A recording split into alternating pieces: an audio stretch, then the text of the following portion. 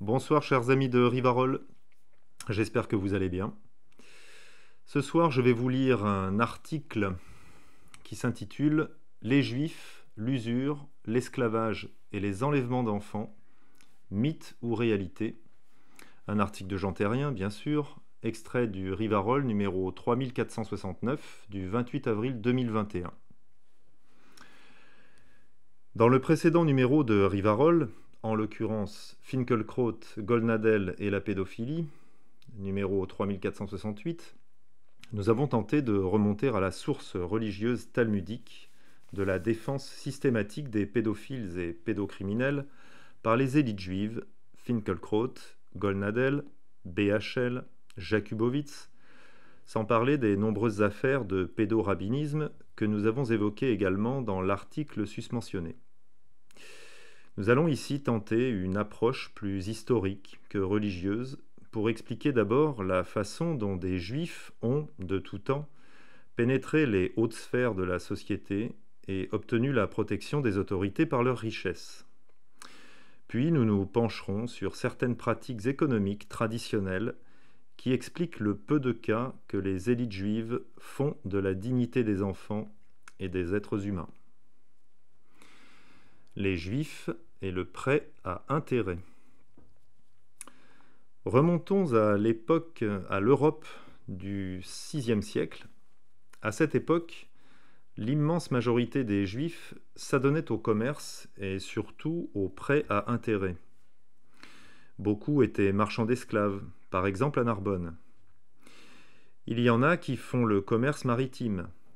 Grégoire de Tours en cite plusieurs qui vendent des épices à Tours à trop haut prix avec la complicité de l'évêque. À Paris, le juif Priscus, qui est familiaris, c'est-à-dire de la famille, de la maison, un ami, du roi Chilpéric, né entre 525 et 534 et mort en 584, est son fournisseur d'épices, à moins qu'il ne soit son banquier, car le mot spécise qu'utilise Grégoire de Tours semble bien dans certains passages avoir le sens du numéraire.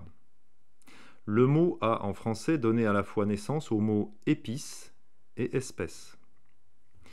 Les Gesta d'Agoberti, biographie du roi des Francs d'Agobert Ier, né entre 602-605 et mort en 638, parlent d'un négociator, c'est-à-dire un négociant.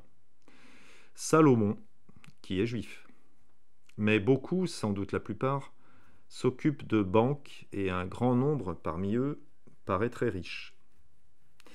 D'après la Formulae Marculfi, le formulaire de Marculf est un recueil mérovingien d'actes juridiques composé entre la deuxième moitié du 7e siècle et le début du 8e siècle par un moine nommé Marcelin, où, dans ce contexte, Marculf, l'intérêt était de 1 triens par sou, ce qui représentait 33,5%.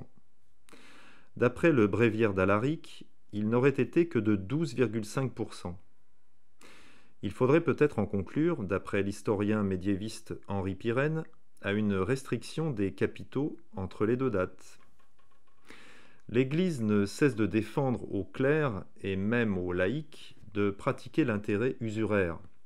Le Concile d'Orléans de 538, ainsi que le Concile de Clichy de 626-627, ce qui semble indiquer que le taux de l'intérêt a une tendance à augmenter.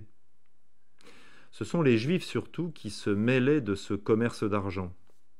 Nous avons l'exemple à Clermont du prêtre Euphrasius, fils d'un sénateur, qui offre au roi, afin d'être nommé évêque, les richesses qu'il a empruntées à des Juifs. Il y avait des Juifs parmi les percepteurs de ton-lieu, impôts prélevés pour l'étalage de marchandises sur les marchés, et il semble même qu'il dût y en avoir beaucoup, puisque les conciles protestèrent à ce sujet. Il y avait aussi des Juifs parmi les monétaires, les fabricants de monnaie, et on trouve les noms de certains d'entre eux sur les monnaies. Leur clientèle, comme celle des prêteurs d'argent en général, était considérable, car outre les percepteurs d'impôts, leur clientèle s'étendait encore aux locators, les locataires, des domaines de l'Église, qui, eux aussi, prenaient leurs recettes à ferme, c'est-à-dire en nature ou en espèces. La richesse des Juifs leur permet de monnayer la protection des autorités. Déjà sous Théodoric, 455-526, les Juifs sont nombreux. À Rome et à Ravenne, le peuple ayant détruit leur synagogue, le roi intervient en leur faveur et condamne les catholiques à restaurer les dommages qu'ils ont causés. Sous domination catholique en Gaule, leur situation est variable. Si le peuple ne les aime pas, ils ne sont pas inquiétés par les autorités. On leur reproche parfois un sacrilège. Toutefois, en 582, le roi, en Gaule, en fait convertir sous la contrainte. Héraclius, empereur romain d'Orient de 610 à 641, aurait fait prier Dagobert, le roi des Francs, né vers 602-605 et mort en 638 ou 639, de les faire baptiser. Certains acceptèrent, d'autres fuirent à Marseille, qui est leur centre, où les autorités les laissèrent tranquilles. La conversion des Juifs par la force n'est pas systématique, elle demeure ponctuelle. À Bourges, dans la première moitié du 7e siècle, saint Sulpice en fait baptiser un grand nombre sans recourir à la contrainte, comme le fit à Clermont l'évêque Avit. Chilpéric, 525, mort en 534-584, né entre 525 et 534 et mort en 584, en fit aussi baptiser l'un d'entre eux, ayant refusé, il fut emprisonné. Le pape Grégoire le Grand, en 591, réprimande les laïcs d'Arles et de Marseille, qui font baptiser les Juifs contre leur gré, et il blâme l'évêque de Terracine, qui les a expulsés de leur synagogue, car il faut, dit-il, les amener au Christ par la douceur. Il ne veut même pas que l'évêque de Naples les empêche de travailler les jours de fête. La seule restriction que le pape veuille imposer, c'est de leur interdire de posséder des esclaves chrétiens. La persécution à laquelle ils avaient été en butte en Espagne à la fin de l'époque wisigothique, lorsqu'Égica 687-702 avait été jusqu'à leur interdire le commerce avec l'étranger et avec les chrétiens, ne s'est pas communiqué à l'Empire franc. Au contraire, ils sont placés sous la protection du souverain. Louis le Pieux, 778-840, roi d'Aquitaine puis empereur d'Occident, de 814 à sa mort, avait mis les Juifs sous sa protection et les avait affranchis du ton-lieu, l'impôt sur les marchandises. Et il avait promulgué en leur faveur un capitulaire défendant de les poursuivre autrement qu'en cas d'infraction de la loi. Le meurtre commis sur leur personne entraînait une amende. Ce sont des privilèges très importants dont ils n'avaient pas joui auparavant et qui montrent que le roi les considérait comme indispensables. Les Carolingiens, d'ailleurs, se servaient très fréquemment d'eux. Ce sont des Juifs qu'ils envoyaient comme ambassadeurs au calife Haroun al-Rachid. Et il y avait des Juifs parmi les marchands du palais, fixés à Aix-la-Chapelle. Louis le Pieux avait pris à son service et accordé une protection spéciale au juif Abraham de Saragosse, qui le servait fidèlement dans son palais. Rien de pareil ne se rencontre en faveur d'un marchand chrétien.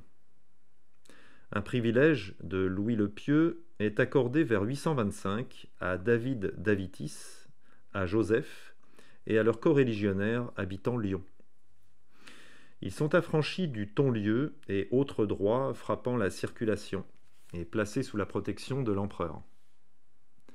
Ils peuvent vivre selon leur foi, célébrer leurs offices au palais, engager des chrétiens, acheter des esclaves étrangers et les vendre dans l'Empire, faire des échanges et trafiquer avec qui il leur plaît, donc au besoin, avec l'étranger.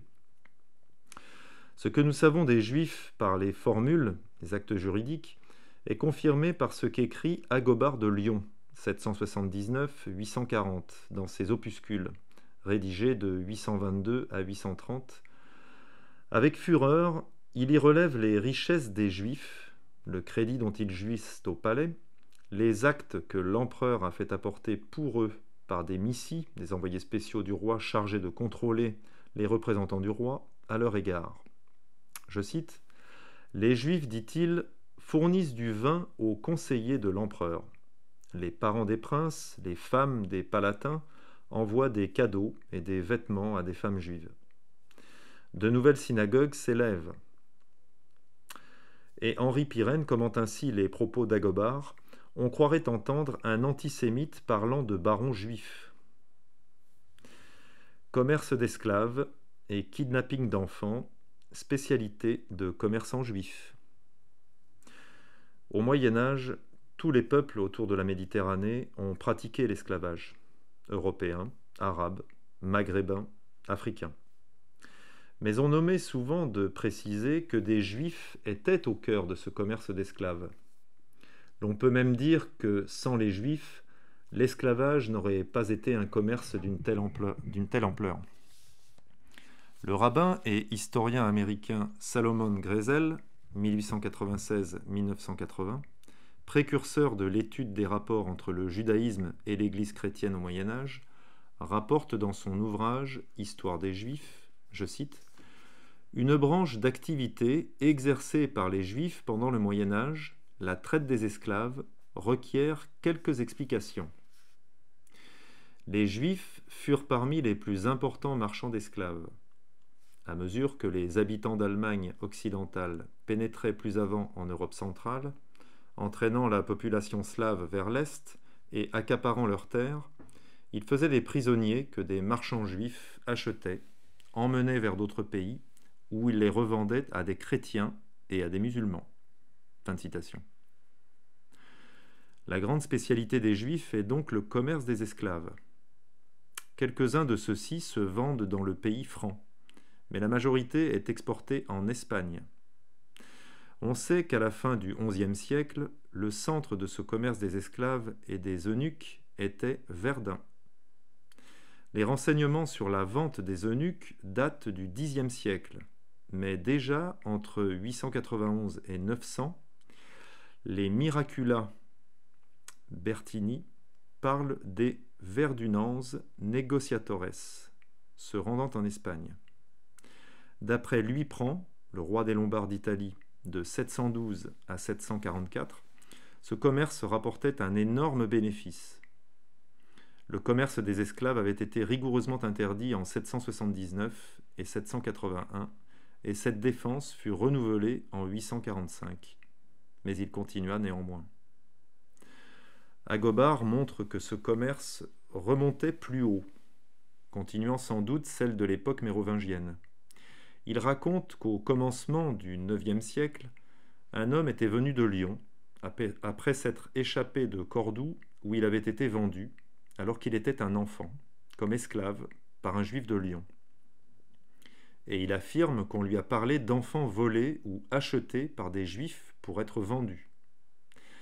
Il rapporte ces faits vers 822 dans des doléances acerbes contre les marchands du palais, qu'il adressa à Louis le Pieux.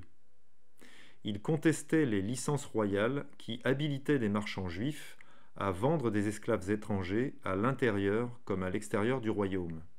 Je cite, « Au moment où je venais de dicter ces pages, il nous est arrivé, fuyant du fond de l'Espagne, c'est-à-dire de Cordoue, un homme qui disait avoir été furtivement enlevé par un juif à Lyon, il y a 20 ans, n'étant encore qu'un petit enfant et vendu comme esclave. Il s'est enfui d'Espagne cette année même avec un autre chrétien qui avait été pareillement dérobé à Arles par un juif il y a 6 ans.